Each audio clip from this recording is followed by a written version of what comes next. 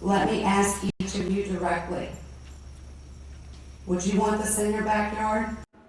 Tonight, Charles City County leaders voting to defer the decision for a controversial data center. We first told you about it back in March.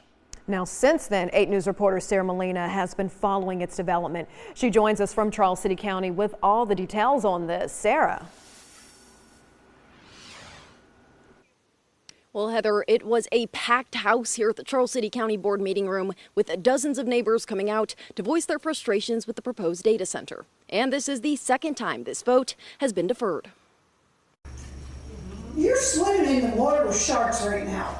Charles City County neighbors flooded the meeting room Tuesday night, taking a stand against a proposed 515-acre data center, spearheaded by developers with Diode Ventures. Residents are overwhelmingly against this type of project. Please read the room. And it seems like leaders did just that, ultimately voting unanimously to defer the decision. My vote will be aye also, gentlemen. Thank you very much.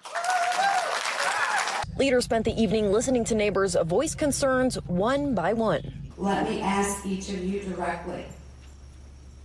Would you want this in your backyard? For months, neighbors have flagged issues with the center, which they say would bring years of construction along with noise and pollution. Light and noise pollution aren't just a concern because we see and hear it.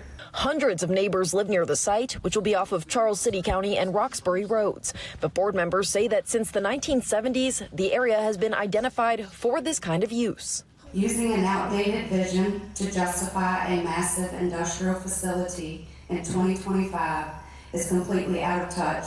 Neighbors say throughout the process, they felt ignored by county leaders and Diode representatives. But the application that has become the product of many months of engagement, of revision, of concession, in order to try to hear some of the voices that were presented by the community. Preston Lloyd, an attorney on behalf of Diode, says the company has heard concerns and laid out positives the center could bring, saying it'll create more than 80 permanent jobs and bring money into the county once it's built. Plus, the buffer between homes and the center has been expanded from 100 to 200 feet.